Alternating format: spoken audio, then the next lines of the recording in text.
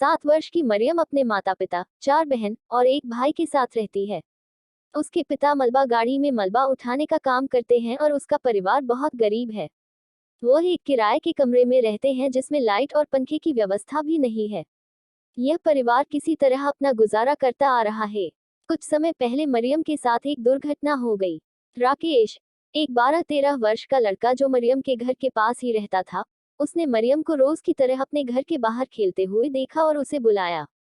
राकेश और मरियम एक दूसरे को पहले से जानते थे तो मरियम उसके बुलाने पर उसके घर चली गई।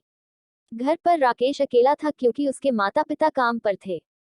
राकेश ने मरियम को गोद में बिठाकर उसके साथ यौनिक हिंसा करी। मरियम को काफी दर्द महसूस हुआ और वो रोते रोते वहां से भाग गई। घर पर मरियम ने अपनी मां को पूरी बात बता दी और जब शाम को पिता काम से वापस आए तो मां ने उनको भी घटना के बारे में बताया। पिता ने तुरंत पुलिस को फोन किया और अगले दिन पुलिस राकेश को ले गई।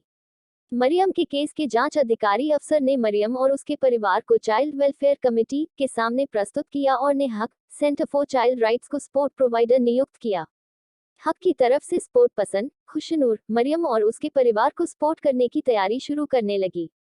क्योंकि परिवार के पास फोन नहीं था और उनका घर एक कच्चे इलाके में था जहां घरों के बारे में कोई नंबर नहीं लिखा था, उन तक पहुंच पाना आसान नहीं था। जैसे तैसे हक की टीम ने उनका घर ढूंढ ही निकाला। पहली मुलाकात में ही टीम ने देखा कि पूरा परिवार एक छोटे से कमरे में गिने चुने सामान के साथ रहता है। उनका कमरा ही उनकी गरीबी की हालत बयान कर रहा था। इस माहौल में मरियम बिल्कुल चुपचाप और उदास सी दिखाई दे रही थी। खुशनूर ने उससे बात करने की काफी कोशिश की, मगर पहली मुलाकात में उसने कोई बात नहीं की। स्थिति देखते हुए खुशनूर ने मरियम के पिता से बात करनी शुरू की और उनको हक की सारी सुविधाओं के बारे में बताया। संवेदनशीलता से खुशनूर ने उनको समझाया कि वह एक छोटा सा फोन खरीद ले ताकि उन तक समय पर मदद पहुंच पाए। सब सुनकर पिता हक से सपोर्ट लेने के लिए तैयार हो गए और एक छोटा फोन खरीदने का महत्व भी समझे। पहली मुलाकात के कुछ दिन बाद पिता ने खुशनूर को नए फोन से संपर्क किया और खुशनूर ने उनकी काउंसलिंग तथा कानूनी सहायता देने की ओर कदम बढ़ाए। मरियम का केस 2 साल जुवेनाइल जस्टिस बोर्ड में चला।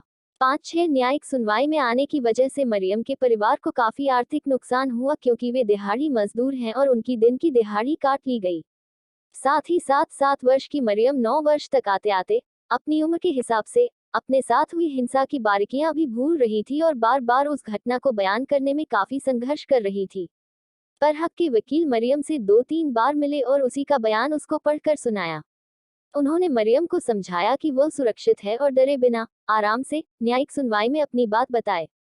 इस तरह मरियम को काफी मानसिक बल मिला और उसने में पूरी गवाही दी। ने राकेश को 1 महीने के लिए काउंसलिंग में भेजा और मरियम को 4 लाख का मुआवजा देने का ऑर्डर दिया। मुआवजा हासिल करने के लिए मरियम का बैंक में खाता खोलने का काम शुरू किया गया, परंतु उसके परिवार के पास आधार कार्ड भी नहीं था।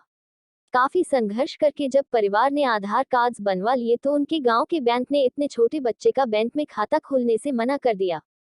खुशनूर ने उनकी मदद के लिए कई अलग अलग बैंकों में बात की, परंतु सभी ने खाता खोलने से इसलिए मना कर दिया क्योंकि मरियम के परिवार के पास दिल्ली में रहने का कोई प्रमाण पत्र नहीं था। अपनी तरफ से हर कोशिश के बाद भी खुशनूर और उसका परिवार सफल नहीं हो रहे थे तो एक पार्टनर संस्था की मदद ली गई। उनकी मदद से मरियम के परिवार के आधार कार्ड्स पर घर का पता बदलवाया गया और फिर जाकर पंजाब नेशनल बैंक में मरियम का खाता खुला। अंत में मरियम को मुआवजे की राशि मिल पाई। 7 से 9 वर्ष तक भी मरियम कभी स्कूल नहीं गई थी।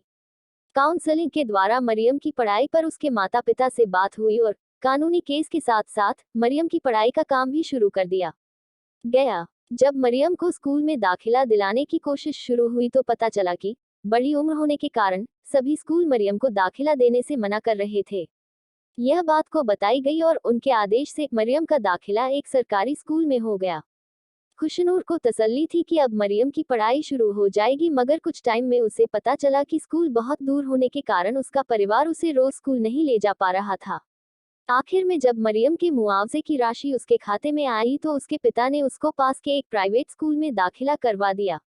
इतने लंबे सफर में खुशनूर और मरियम की काफी दोस्ती हो गई और दोनों कभी कभी मन हल्का करने के लिए मिलकर मरियम की पसंद के चिप्स, चॉकलेट और समोसे खाते और बातों ही बातों में अपना रिश्ता मजबूत कर लेते। मरियम अब पहले से काफी बेहतर है। वह स्कूल भी जाती है और खुशनूर से खुद ही फोन पर बात भी कर लेती है। कोरोना वायरस लॉकडाउन के दौरान हक ने मरियम और उसके परिवार को राशन, दूध और ब्रेड से पूरी सहायता की और अब यह परिवार अपनी तकलीफों से जूझता हुआ आगे बढ़ रहा है।